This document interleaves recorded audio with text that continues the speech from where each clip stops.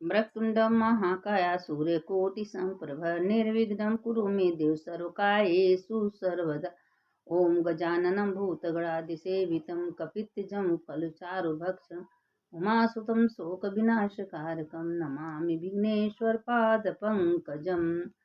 अब देखिए, कार्तिक तो खत्म हो गया होगा। हमको उम्मीद है कि आप लोग त्रिजटा सुंदर द्विज का भी कथा सुन ली होंगी। अब अगहन महीना शुरू हो गया है। अब पंचमी से अन्नपूर्णा माता का कथा व्रत पूजा शुरू हो जाएगा। तो पंचमी को शुरू होगा, चतुर्थी के हम आप लोग को अन्नपूर्णा जी का कथा डाल देंगे। और वही अन्नपूर्णा जी का कथा रोज 17 दिन तक आप लोग सुनिएगा, क्योंकि 17 दिन तक सुनने का भी बहुत बड़ा महत्व है। अगर अन्नपूर्णा जी का कथा आप सुन रही हैं तो अन्नपूर्णा माता की कृपा से आपके घर में सुख शांति समृद्धि का भरमार रहेगा। एमन कोई संशय नहीं। जो अन्नपूर्णा माता का कथा सुनता है तो उसके घर में माता रानी स्वयं कृपा करती हैं। अब देखिए, आज हुआ अब आज हम शिव पुराण शुरू करने जा रहे हैं। तो शिव पुराण आप लोग सुनिए। तो एक दिन नारद को अहंकार हो गया था। तो नारद बोले कि हमारे जैसे विद्वान, हमारे जैसे ज्ञानी, हमारे जैसे भक्त कोई है ही नहीं है।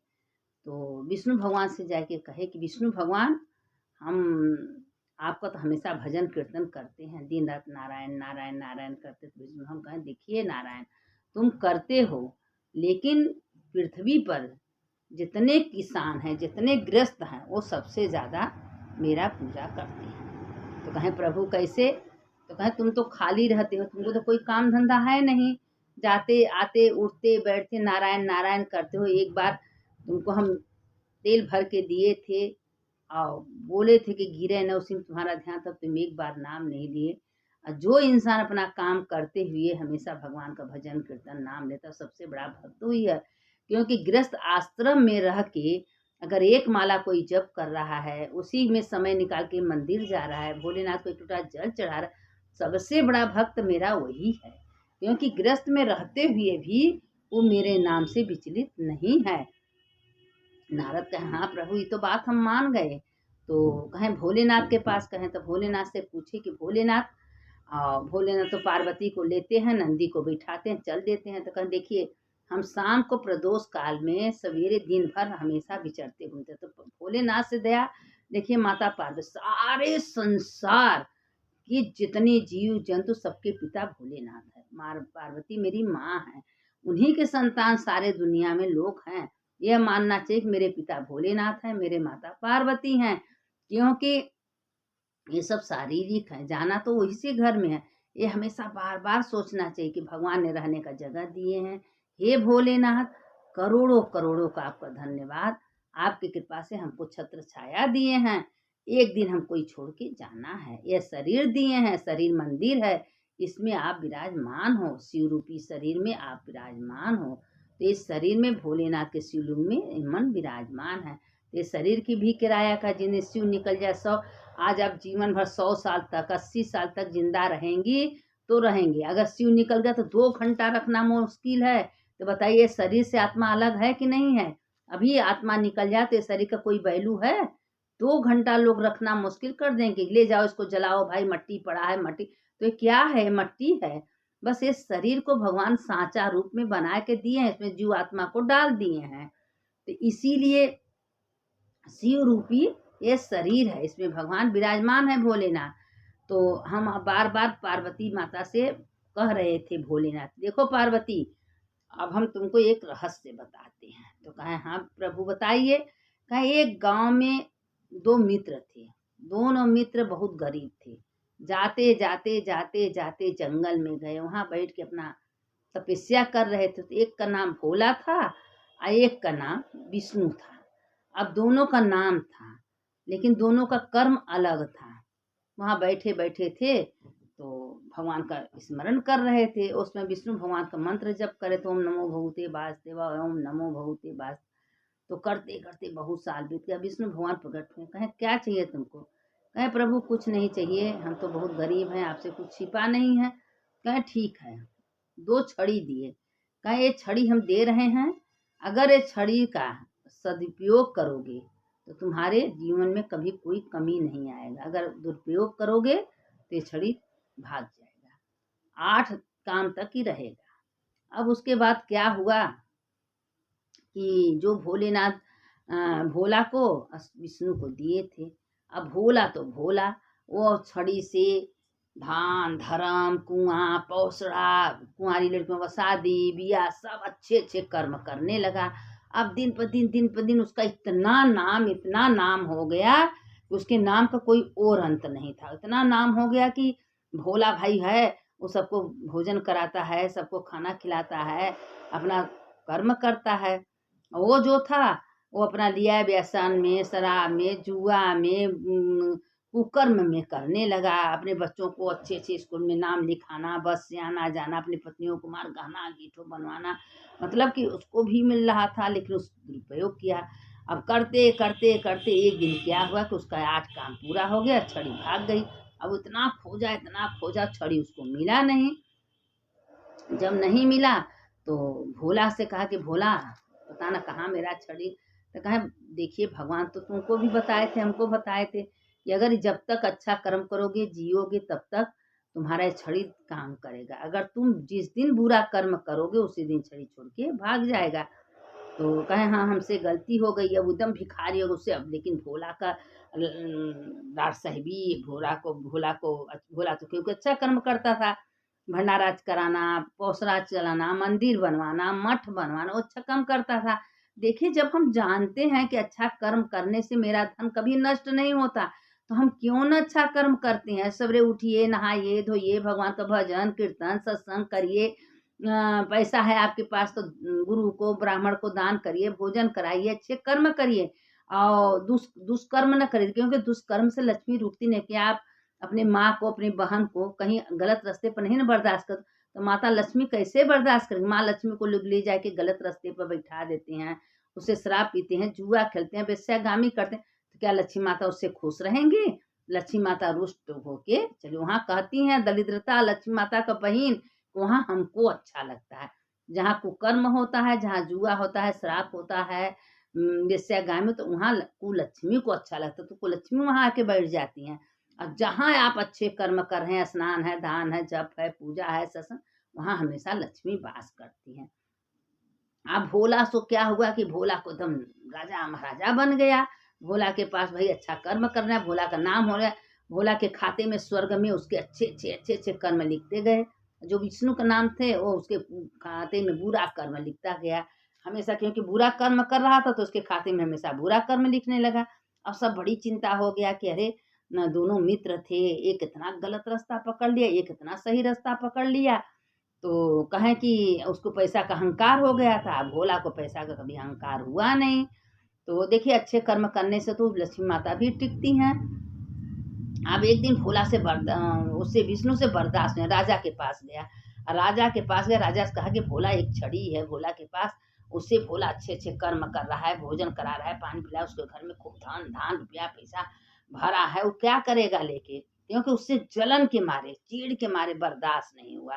तो क्या हुआ कि राजा वो छड़ी मंगवा लिए। अब वो छड़ी मंगवा लिए तो राजा के घर में कुछ करबे नहीं करा।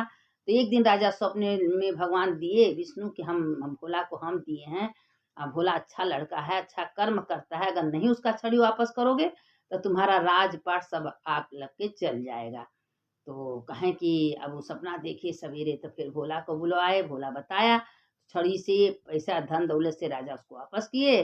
और जो विष्णु था उसको बुराई किया था उसको बुला के कालागर में डाल दिए। तुम किसी का भला नहीं कर सकते तो भला करने वाले को भी तुम बिगाड़ दिए हो। तो अब वो अपने कर्म का फल भोगने लगा। तो अब जेल में खाना में गया तो अपने कर्म को पछताने लगा। ये तो मान गए कि बुरे कर्म का फल बुरा होता है, अच्छे कर्म का फल अच्छा होता है। आज अगर हम अच्छा कर्म किए होते, भगवान तो दोनों को साथ दिए, हमको भी साथ दिए, हमको भी छड़ी दिए, लेकिन वो छड़ी का हम दुरुपयोग किए। वो छड़ी का हम गहना गिठो बनवाने लगे, वेश्यागामी करने लगे, शराब पिए लगे, जुआ खेलने लगे, तो कर्म किए, कभी कोई अच्छा कर्म नहीं किए। और जो भोला था वो छड़ी लेके अच्छा कर्म किया, दान धर्म पूजा पाठ मंदिर बनवाना, मठ बनवाना, कुंवारी लड़कियों का शादी ब्याह करना, खूब अच्छे अच्छे कर्म करने लगा। अब उसके पास राजयोग हो गया। उसके भगवान के घर में खाता में सब अच्छा अच्छा कर्म लिखते गया। अब वो अपने कर्म का पछताने लगा तो कहा कि तो समझ गए कि अपने ही कर्म का फल इंसान भोगता है। चाहे बुरा कर्म करता है तो बुरा फल भोगता है, अच्छा कर्म करता है तो अच्छा। अगर पुनर्जन्म में आप अगर बुरा कर्म करके आई हैं तो इस जन्म में अगर अच्छा कर्म करें, धीरे धीरे धीरे करके आपका पिछला जन्म कटता जाएगा, आगे का रास्ता एकदम साफ हो जाएगा। तो आपको अच्छे कर्म का फल मिल के आप ये बताइए, आप सवेरे उठ रही हैं, भगवान का नाम ले रही हैं, गंगा स्नान कर रही हैं, जप कर रही हैं, पूजा कर रही हैं, अच्छा कर्म कर रही हैं, किसी से मन तन से किसी का बुरा नहीं कर रही, तो क्या एक फल भगवान नहीं देंगे? अब सवेरे उठिए 12 बजे, मत नहाइए, मत धोइए, सबको गाली दीजिए, सबका बुराई करिए, तो क्या होकर फल आपको नहीं मिलेगा? लोग कहते हैं कि किसी से मत डर, अपने कर्म से डर, अपना कर्म पीछा नहीं छोड़ेगा। सब तो छोड़ देंगे लेकिन अपना कर्म पीछा नहीं। अगर जो शिव के भक्त होते हैं, शिव भगवान उसको दंड देते हैं, वो दंड नहीं देता, क्योंकि शिव तुरंत कहते हैं कि जो मेरे भक्त को दंड देगा हम अपना तीसरी नेत्र खोल देंगे, क्योंकि हम अपना बर्दाश्त कर लेंगे लेकिन अपने भक्त का नहीं बर्दाश्त कर सकते, क्योंकि मेरा भक्त भक्त है, वो मंदिर आ रहा है, मेरा पूजा करा, उसमें अगर कोई छेड़ डालता है तो उसको हम भी छोड़ते नहीं हैं। तो इसीलिए कहते हैं कि जब तक जिंदगी है अच्छा कर्म कर लो, सवेरे उठो, नहाओ धो, भजन कीर्तन, भगवान का नाम, यह सोचो कि मंदिर में भगवान शिव विराजमान है और वही सब करा रहे हैं, क्योंकि शरीर से आत्मा एकदम अलग है। आत्मा न चलती है, न मरती है, न कटती है, लेकिन जब तक भगवान के घर से आप बना के आए उतना दिन तक ही आत्मा शरीर में रहेगा। जिस दिन पूरा हो जाएगा एक क्षण नहीं लगेगा, ये 7 दिन में एक दिन का पता नहीं कौन दिन मेरा है, एक दिन में छट दे फट दे आत्मा निकल जाएगी। इसीलिए भगवान कहते एक क्षण व्यर्थ मत जाने दो, 24 घंटा मुंह से भजन कीर्तन सत्संग भगवान का नाम, न कुछ ओम नमः शिवाय, ओम नमः श्री शिवाय नमस्तुभ्यम, अच्छे हरिओम सीताराम सीतम, जो आपको आता है सब करे, जाना तो एक ही रास्ते पर है। चाहे राम कहिए जग में दो सुंदर नाम, चाहे कृष्ण कहो या राम कहो, दोनों का नाम एक है। विष्णु का नाम कृष्ण भगवान शिव जी, न कुछ हो नमः शिवाय नमः शिवाय नमः शिवाय, ओम नमः शिवाय बोलिए, श्री शिवाय नमस्तुभ्यम, हर हर महादेव बोलिए, हर हर शंकर बोलिए, कुछ बोलिए बोलिए, काम करते रहिए, भजन करते रहिए, देखिए वही सारथ होगा।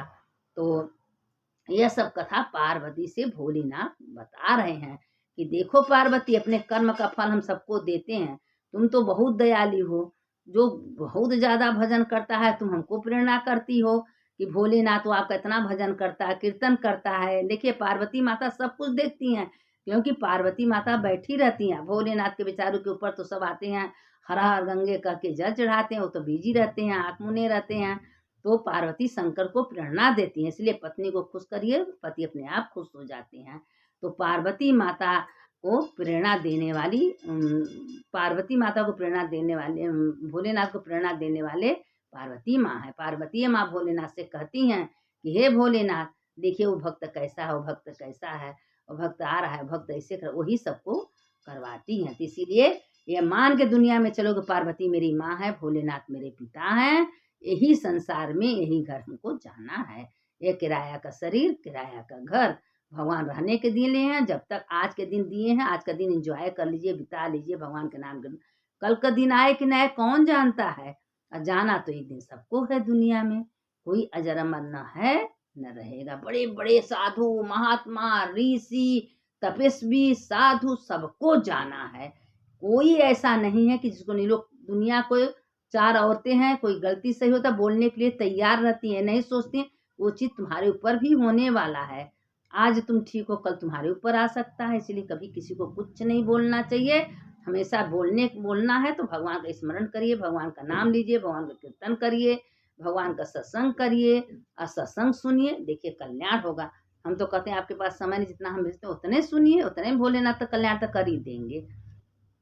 हर हर महादेव शंभो काशी विश्वनाथ, गंगे माता पार्वती शंकर शंकर, हर हर शंकर शंकर शंकर, जय जय शंकर, मंगल भवने मंगल हारी, उमा जपते ही त्रिपुरारी, रामकृष्ण वासुदेव भक्ति मुक्ति दायकम, रामकृष्ण वासुदेव भक्ति मुक्ति दायकम, हर हर महादेव, घर घर महादेव। सुनने वाले की जय, सुनाने वाले की जय।